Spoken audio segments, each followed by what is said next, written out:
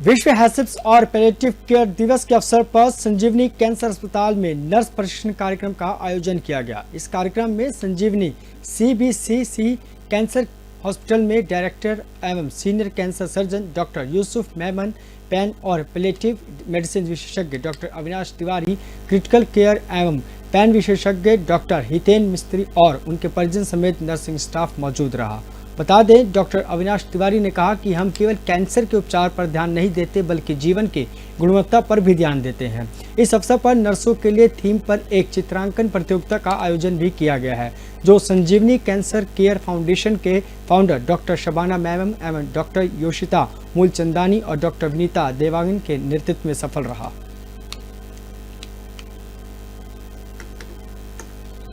Important और बहुत ही मैं बोलूँगा कि समाज के प्रारूप में एक बहुत ही संवेदनशील विषय पर आज ये मौका देने के लिए कि हम अपनी भावनाओं को एक टीम के तौर पे संजीवनी कैंसर हॉस्पिटल की तरफ से आप लोगों के सामने समक्ष रख पाए। World hospice and palliative care day. Palliative care day होता क्या है, हम ये इसे क्यों मनाते हैं? आज से 10 साल पहले world hospice and palliative care association ने कुछ सोचा, और वो इसलिए सोचा कि देखा कि गंभीर रोगों से गुजरने वाले हर मरीज और परिवार बहुत पीड़ा और तकलीफ़ों से होकर गुजर रहे हैं। कहीं न कहीं बीमारी का तो इलाज है, लेकिन बीमारी के तकलीफ़ों के इलाज के लिए कोई एक ऐसी स्पेशलिटी आए जो इन चीज़ों पे फोकस करके उनके तकलीफ़ों को कम करें। आज उस चीज़ को 10 साल हो गए हैं और 10 साल में हम कितना आगे आ पाए हैं, तो इसका मैं छोटा सा उदाहरण दे पाऊँगा कि पहले पैलिएटिव केयर बहुत बड़े बड़े शहरों तक ही लिमिटेड था।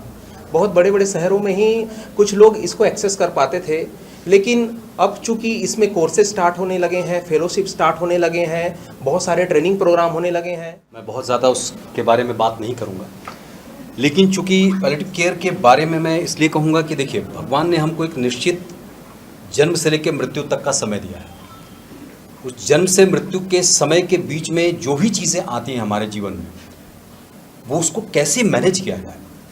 दरअसल जब तक दुख हमारे जीवन में आता नहीं है ना, उसको मैनेज करने की स्थिति भी हमारे पास नहीं आती है।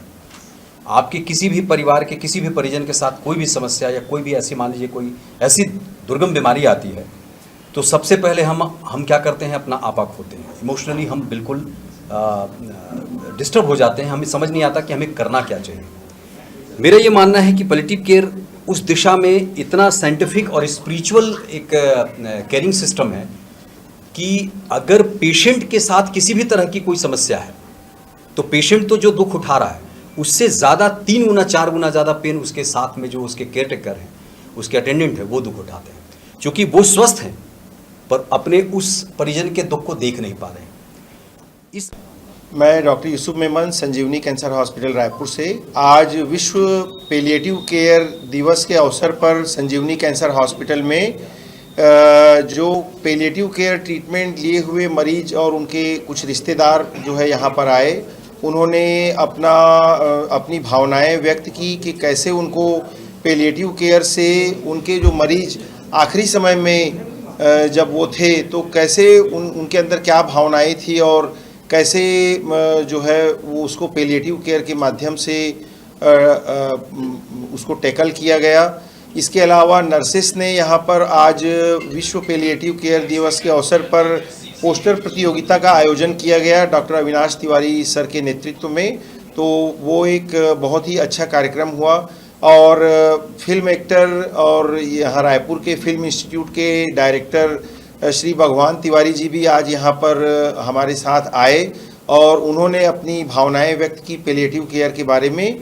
पैलिएटिव केयर जो है मरीज का अंतिम समय में किया जाने वाला केयर है, जिसमें न सिर्फ मरीज बल्कि उनके रिश्तेदारों की भावनाओं को भी ध्यान में रखा जाता है, और इसी के प्रति जागरूक करने के लिए आज का ये कार्यक्रम और आज का ये दिवस मनाया जाता है। धन्यवाद।